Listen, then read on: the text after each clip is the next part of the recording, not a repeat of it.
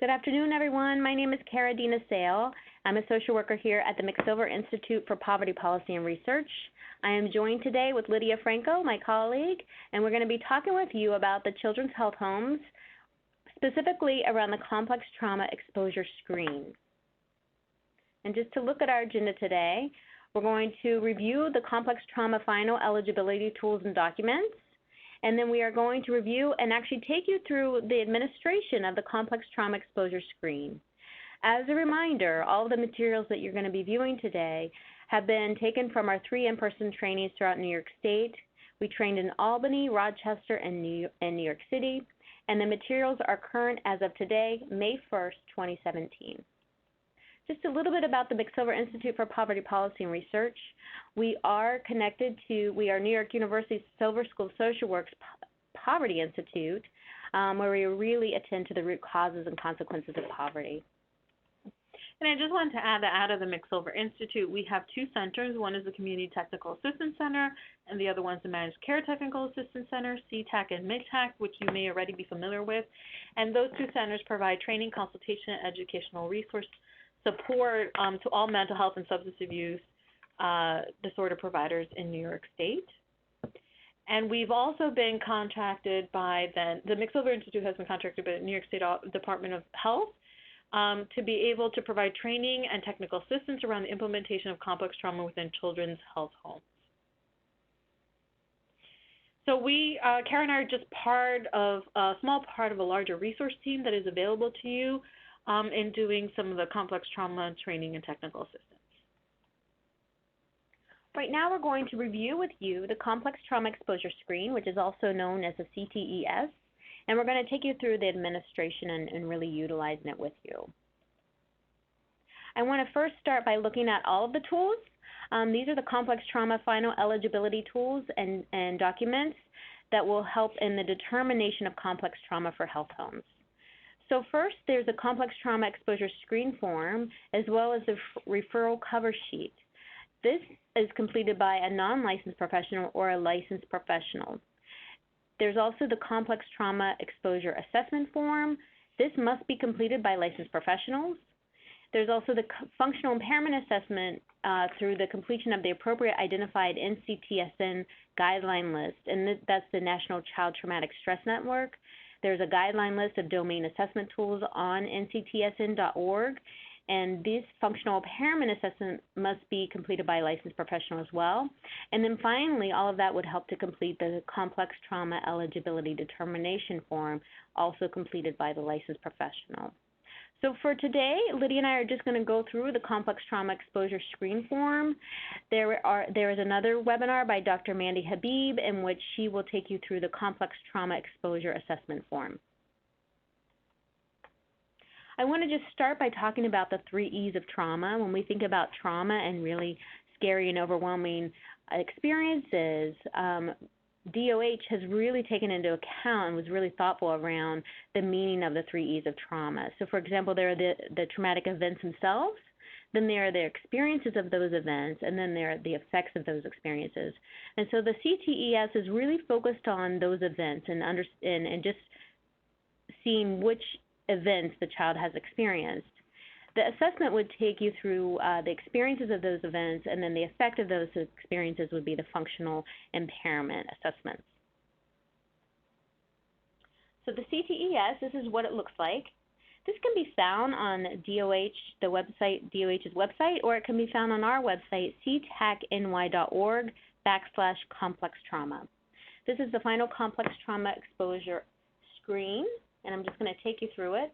It has a number of questions, which starts with assessing physical, emotional neglect, really whether the child has experienced this or not, or emotional maltreatment, displacement, attachment disruption, sexual abuse, sexual assault or rape, physical abuse, domestic violence, community violence or interpersonal violence, bullying, terrorism, war, political violence, stalking or kidnapping, or other trauma. So the idea is that you would complete this assessment and the child would screen in with a present yes to 2 events or 1 lasting more than 6 months. Okay, so the form asks you to indicate whether the child experienced the following types of traumatic events using all available information. That's really important because we want you to only interview the child briefly if you don't have these other sources of information. But hopefully you would have, either through charts or records or perhaps other providers or just caregiver report of some sort. And so you would go through the exposure screen and you would indicate yes or no for each of these. And so I just wanted to highlight that once you endorse 2 or one lasting longer than 6 months, you can stop. You don't have to complete that whole form. Once you get enough information to meet the eligibility requirements, you can stop and then move on. And I also wanted to highlight that the instructions for this form as well as the other forms in the determination process are really helpful and are good reminders to kind of review to help you in completing the form as well. Thank you. You'd also check off here what sources of information you use, either the parent caregiver, child or youth report, chart, or other. If you did get from someone else, if you checked other, you just want to specify where you receive that information. Okay, right now we're going to take you through a case study. This is Zoe's story. We're going to talk about Zoe, which can be found from a video called Removed, www.removedfilm.com. This is a brief little video that we actually showed in the live trainings. And we recommend that you watch this video before you go through the screen because it would really help you have a lot more context. But for now, Lydia's going to take you through Zoe's story. Yeah, so we just took a brief excerpt of that film as a little kind of mini case study or a scenario to help you think through how to best to apply the screen. So Zoe is a 9-year-old Caucasian girl living with her mother, stepfather, and her younger brother. The parents have a violent relationship that has been witnessed by both of the children. Zoe recently went to school with bruises and black eyes. A report was made to Child Protective Services, which removed her and her younger brother from the home. She was separated from her younger brother and placed into foster care. A couple other points, I think she's been in and out of a couple foster care placements. It alludes to the fact that this has also been happening for quite some time, although we don't know exactly how long, the violence in the home. It also alludes to the fact that she has probably been insulted and verbally abused a few different times. So using that information, let's go to the complex trauma exposure screen, and let's walk through the screen thinking about this case of Zoe and see if she screens in for eligibility. So if you go to the first box, if you look at prompts and questions on the left-hand side, and you can also, for ease, if you'd like, but you can probably even pause the video and go print out the exposure screen from the website if you'd like, just to kind of walk you through it a little bit easier, or especially if you don't see it completely on the screen right now. But if you start with the first box on the left-hand side, it says prompts and questions. You basically kind of walk through each item, each question, and determine based on the information that you have whether you endorse that type of trauma or not. And so with the information that we have, we can see that in the first box, there's a number of questions that attend to physical, emotional neglect, or emotional maltreatment. I'm just going to highlight the second one. So did a parent or other adult in the household often swear at you, insult you, put you down, or humiliate you, or act in a way that made you afraid that you might be physically hurt? And based on the information that we have from Zoe, we would say yes. So we would endorse that. If you go to the next one, displacement, have you lived with someone other than your parents' caregiver while you were growing up? Have you ever been homeless? And I just want to highlight, I think the thinking here is really more about whether you're homeless or you've been kind of transient. So it's foster care placements, I believe, would be considered more of attachment disruption, not displacement right now, so we would put a no. If you go to the next one, I'll just highlight the second question. Have you been left in the care of different people due to parental incapacity or dysfunction? So we would put yes under attachment disruption, being that she was placed in foster care, as well as multiple changes in foster care placements. If you move to the next one, sexual abuse, sexual assault, and rape, there was no information at this point, so we would put no. Physical abuse, have you ever been hit or intentionally hurt by a family member? We would put yes, because as we had mentioned, she went to school with bruising and black eyes. Domestic violence, we would put yes. Have you ever seen or heard someone in your family house being beaten up? Community violence, interpersonal violence, we would put no. And let me just highlight the difference there between physical abuse and interpersonal violence. Physical abuse is that if it's done by a family member, and interpersonal violence is if it's done by somebody outside of your family. For example, if you're like mugged or assaulted on the street. Bullying, we would put no, as there was no indication. Terrorism or war, we would put no. Stalking, kidnapping, no. And other trauma at this point, no. So I just want to highlight that if you complete this full screen, we would endorse 4 different trauma types, and chances are that many of these, based on the information from the film, is that it would have been longer than 6 months. What I want to highlight is that you actually don't have to complete the full screen. We wanted to kind of walk you through it to help you think through how you would apply each of these trauma types based on the situation. But as you can see, we endorsed emotional maltreatment and attachment disruption. We could have stopped right there. We didn't have to continue on to physical abuse and domestic violence.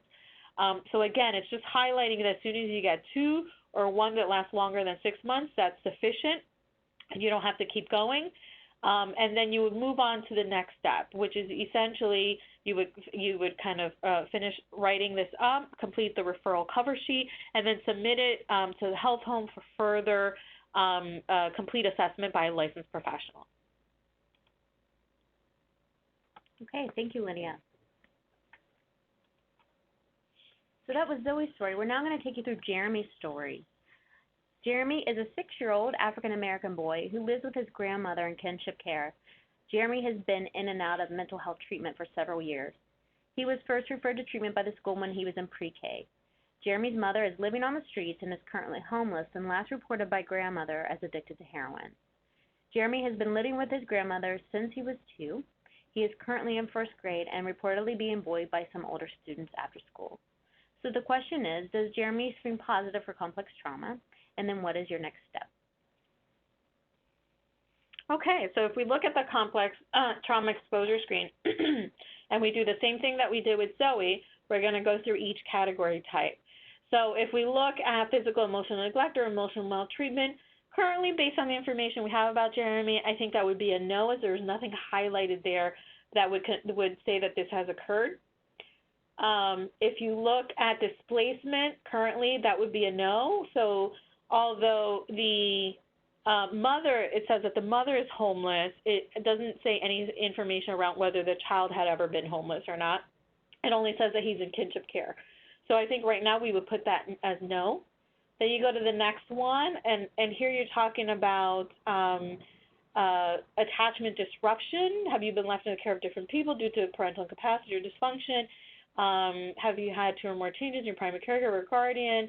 Have you lost a primary caregiver? I think we would endorse yes there because he was removed from his biological mom and in kinship care with his grandmother. And we can also say it's been longer than 6 months because Jeremy moved in with his grandmother when he was 2. So I just wanted to highlight that right then and there, he would have been screened in as eligible to move on to the next step. You don't have to continue. But for the purposes of this exercise, we just want to go through the rest of the screen to see if he screens in for anything else. So under sexual abuse, sexual assault, I think that would be a no, as we don't have information there. Physical abuse would be no, as we don't have information there. Domestic violence, the same, no. Community interpersonal violence, no. Bullying, did other children often tease, insult you, put you down, threaten you physically? I think we would put yes there because it did say that he was being bullied by older children in school. And then the rest, terrorism, stalking, other, would be no. So he would actually screen in as present for 2 trauma types with at least 1 lasting longer than 6 months, which is the attachment disruption. So again, you could have stopped at the very first one that you endorsed, and then you'd be eligible to move on to the next step, which is the fuller complex trauma exposure assessment to be completed by a licensed professional. Thank you, Lydia. So that was Jeremy's story, and hopefully you have a good understanding of how to complete the complex trauma exposure screen.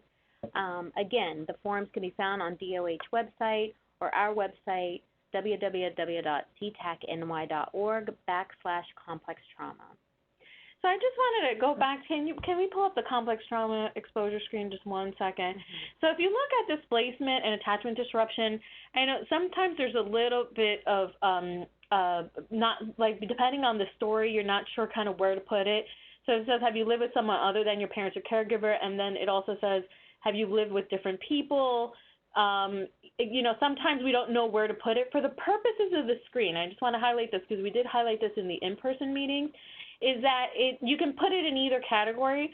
For the purposes of the screen, just as long as one of those, that issue of not living with your primary caregiver or being moved around is listed under one of those categories, that's sufficient, right? That issue is highlighted in the screen. You can count that as being endorsed at least once in one of these categories. You can't put the same one in two categories, but you could put the same issue in one, whichever one it is. And then once you move on to the larger exposure screen, the larger exposure assessment by the licensed professional, they can kind of go a little bit deeper into that story and try to figure out which trauma type it actually is more accurate, more accurately represented by the issues that the child is experiencing. So I just wanted to highlight that. Mm-hmm. Great. And so again, the next step would be that you would then, if the child screened positive for with the complex trauma exposure screen, then they would then go on to complete the complex trauma exposure assessment with a licensed professional. And again, this is true for both the screen and the assessment. So you're going to conduct a brief interview with the child only if you do not already have enough information to make a determination about complex trauma exposure. And this is really to avoid any undue stress or re-traumatization. We're going to only ask about the types for which you do not already have information. If information for a particular trauma is known, do not request additional details from the child for that type. And I'm sure you all know this. This is just to highlight how important it is not to cause any child or family undue stress. And just to summarize all that, this is some do's and don'ts around the screen. Yeah, so do gather other family and child history and information obtained by a non-licensed professional or the assessing licensed professional. Do invite other providers working with you to obtain information. Do take steps to avoid redundant assessment. If you complete the screen with the child and or family member, do review the purpose of the screen with the child and the family. Don't ask the child any of these questions without going through other available sources first. Don't ask questions you already know the answer to. So I think, again, it's just continued reminders to try to gather as much information as you can prior to talking to the child, and only talking to the child if necessary. And also just to take a minute to really orient the child as well as the caregiver to why you're collecting this information, how it would be helpful to complete the screen, what is the purpose of the screen, and what are the next steps involved after the screen is completed. Yeah, I think that's really important. So that you're asking the child, if you can ask them a few questions, or the family, and ask them why they're participating, to really be a part of the health home, which would provide them more services. And I just also want to highlight the difference between the screen and the assessment is that you don't need details about the type of trauma. All you need to know is that something occurred. So you don't, with the screen, we're not trying to get the whole story. We're not trying to get significant detail about who did what to whom or what happened, or, we're not going into that depth of conversation with the child or the caregiver. All we need to know is that something occurred. And that's why it's really easy to maybe go back to records and charts or get other provider information, because all you need to know is whether it occurred or not, and not all the specific details of the event. Great. And then as a reminder, just discontinue the screen after enough information has been obtained. So if you have one item where the child has been exposed to that more than 6 months, then you would stop. So that's the information around the complex trauma exposure screen. If you have questions or concerns about any of this, please email us at hhcomplextrauma.info@nyu.edu, and we'd be happy to respond to you. If you can also access the documents here at ctecny.org/complextrauma. And so this is if you have additional questions about this training or technical assistance, we'd be happy to help you out. And so we also have a few resources here that are listed, and we wanted to show you another guide that is also available on ctecny.org/complextrauma. This is a guide that was created for you from us. This is really a fact sheet, if we want to call it that, around complex trauma. So what is it? So the definitions of complex trauma. The term complex trauma describes an infant, child, or adolescent's exposure to multiple traumatic events. and the wide-ranging long-term impact of this exposure. So it goes through the definition, the impact. So if a child has experienced complex trauma, there's a variety of ways that he or she may be impacted around physiology, cognitive process, relationships, self-image. And so that's where the functional impairment assessment comes in. So that's definition and impact. And then on the back, on page 2, this is the tools and documents for complex trauma, as we mentioned earlier, the screen, the referral cover sheet, the assessment, the functional impairment form, the eligibility determination form, etc. And then these are the licensed professionals that can complete the assessment and the functional impairment assessment. And the New York State determination for health homes. This is the workflow, like a really short view of the workflow for you. And then these are a number of resources that are also on the slides. So that is available on the website, and you can print that and have that with you. It's an easy sort of go-to resource. Mm-hmm. So thank you so much for joining us today. We hope that you have a wonderful rest of your day, and please feel free to reach out to us if you have any questions or concerns. Take good care.